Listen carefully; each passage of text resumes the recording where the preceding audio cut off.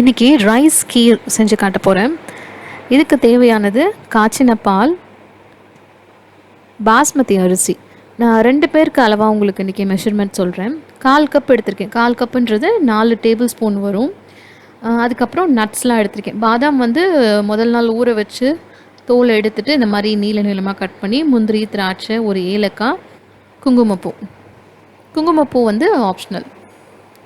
அந்த இனிப்புக்கு தேவையான நாட்டு சர்க்கரை. முதல் ஸ்டெப், நம்ம அரிசியை வந்து ப்ரெஷர் குக் பண்ண போகிறோம். 2-3 தடவை தண்ணியில் நல்லா வாஷ் பண்ணிக்கோங்க.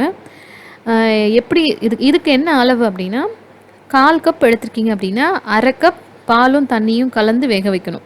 வெறும் தண்ணி இல்லாமல் பாலும் தண்ணியும் கலந்து. ஸோ 1/4 கப் அரிசிக்கு 1/4 கப் பால், 1/4 கப் தண்ணி.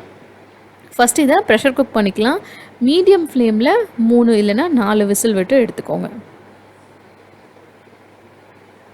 இப்போ பாருங்கள், இது வந்து அரிசி நல்லா வெந்துருச்சு. ஆனால் வந்து கீருக்கு வந்து இன்னும் நல்லா சாஃப்டாக குக் ஆகணும். ஸோ இப்போ என்ன பண்ண போகிறோன்னா, பால் சேர்த்து குக் பண்ண போகிறோம். 2 பேருக்கு அளவு சொல்கிறேன்னு சொன்னேன் இல்லையா? ஒரு ஆளுக்கு 2 டேபிள் ஸ்பூன்னா 2 பேருக்கு 4 டேபிள் ஸ்பூன் அரிசி, 3 டம்ளர் பால் வேணும்.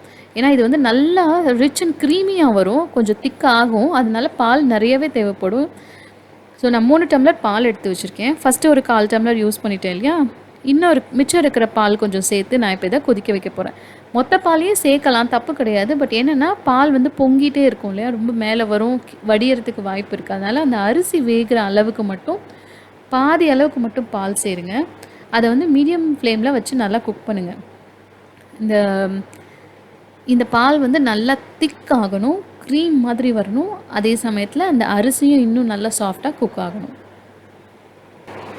இப்போ பாருங்கள், சூப்பர் க்ரீமியாக இருக்குது பார்க்குறதுக்கு. உங்களுக்கு இவ்வளோ திக்காக சாப்பிட பிடிக்கும் அப்படின்னா, இப்படியே நீங்கள் வந்து நட்ஸ்லாம் தாளித்து கூட நீங்கள் சர்வ் பண்ணலாம். நான் மிச்சம் இருக்கிற பாலையும் இதில் நான் இப்போ ஆட் பண்ண போகிறேன். அகெயின் ஆட் பண்ணிவிட்டு சிம்லேயே வச்சு இன்னும் ஒரு கொதி வர வரைக்கும் வெயிட் பண்ண போகிறேன்.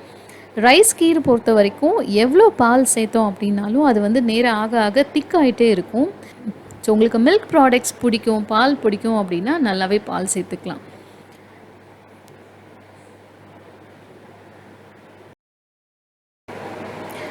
இப்போ இன்னொரு பக்கம் ஒரு பேனில் நெய் சூடு பண்ணிவிட்டு அதில் நான் எடுத்து வச்சுருக்கிற முந்திரி, பாதாம், திராட்சை, இது 3ஐயும் வந்து நல்லா ஃப்ரை பண்ணுங்கள்.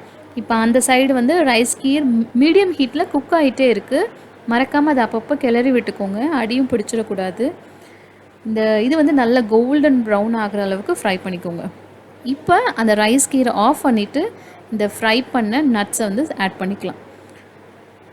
நல்லா மிக்ஸ் பண்ணி விட்டுருங்க.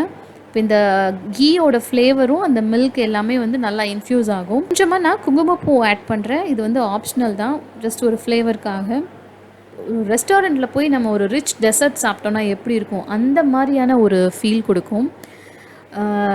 யூஸ்வலாகவே நம்ம வீட்டில் வந்து கேசரி, பாயாசம் இந்த மாதிரியான டெசர்ட்லாம் அடிக்கடி செய்வோம்ல. பட் எங்கள் வீட்டில் இது வந்து ரொம்ப ஃபேமஸ். இது வந்து என் தங்கச்சியோட ரெசிபி. அவள் வந்து இந்த கீர் ரெசிபீஸில் வந்து பயங்கர எக்ஸ்பர்ட். ஸோ இது அவங்களுடைய ரெசிபி. இது ஃபைனலி சர்வ் பண்ணும்போது உங்கள் தேவைக்கு, இனிப்பு தேவைக்கு ஏற்ப நீங்கள் நாட்டு சர்க்கரை சேர்த்து மிக்ஸ் பண்ணி கொடுத்துக்கலாம். Super delicious rich creamy restaurant style rice kheer ready ஆகிடுச்சு.